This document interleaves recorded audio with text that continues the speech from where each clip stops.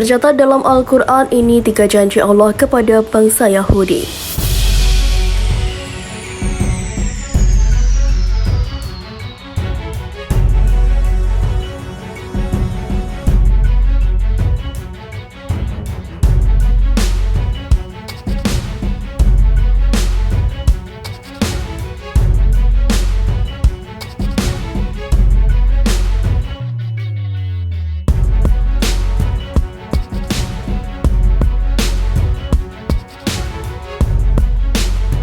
Bangsa Yahudi adalah bangsa yang juga disebut Bani Israel. Mereka merupakan bangsa yang seringkali ingkar janji. Mereka juga merasa derajatnya lebih tinggi dibandingkan dengan bangsa lainnya. Perilaku bangsa Yahudi yang sering menghina bangsa lain bahkan sudah dicatat dalam kitab suci Al-Quran. Allah Subhanahu wa Ta'ala menceritakannya di dalam Al-Quran sebagai pelajaran dan peringatan bagi Rasulullah dan para sahabat serta umat Islam sampai akhir zaman.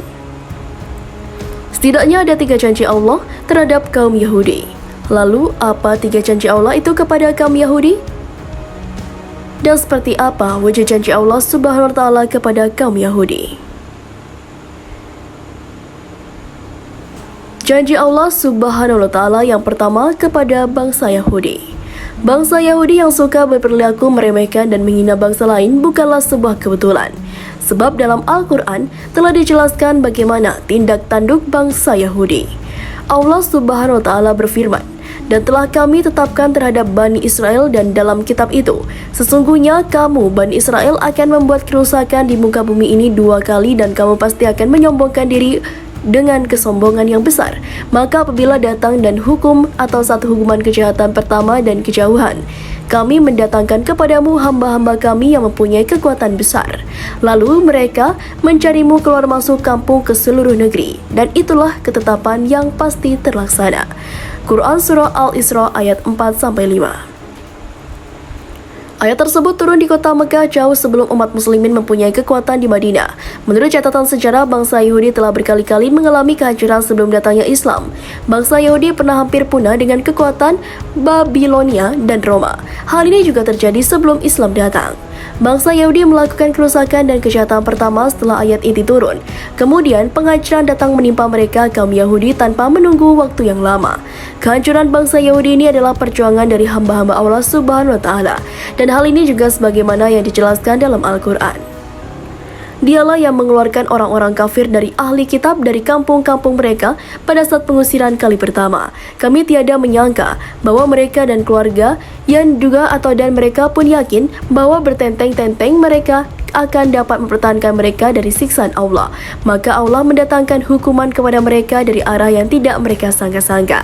Dan Allah mencampakkan ketakutan ke dalam hati mereka. Mereka memusnahkan rumah-rumah mereka dengan tangan sendiri dan tangan-tangan orang yang enggak beriman. Maka ambillah itu menjadi pelajaran, hai orang-orang yang mempunyai pandangan. Quran Surah Al-Asr ayat 2. Janji kedua Allah Subhanahu wa Ta'ala kepada kaum Yahudi. Tak bisa dipungkiri jika kesombongan dan kerusakan yang lebih besar lagi kembali diulangi oleh bangsa Yahudi.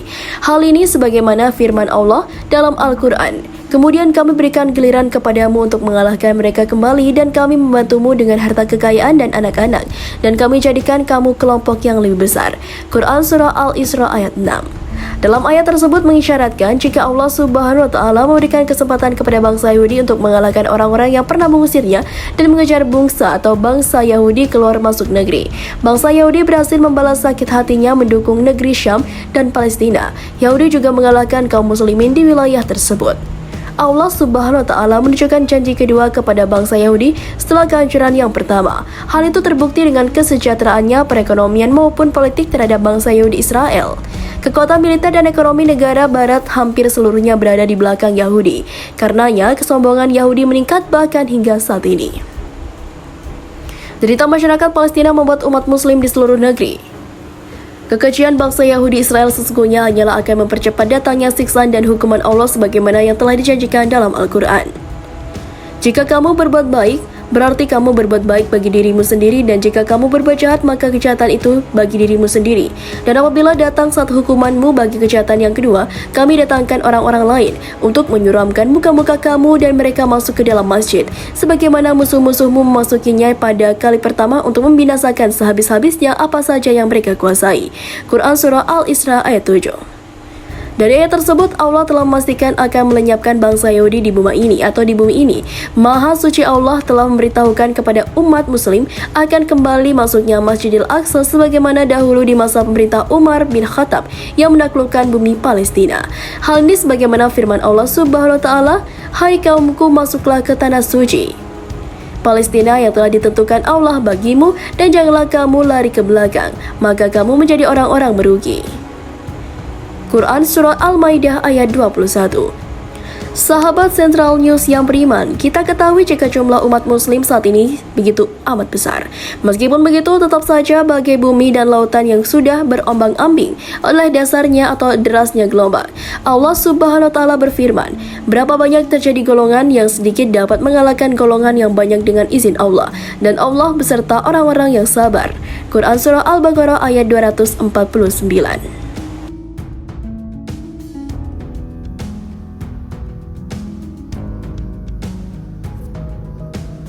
Presiden Ukraina Zelensky Yahudi, mengapa Israel ogah menolong?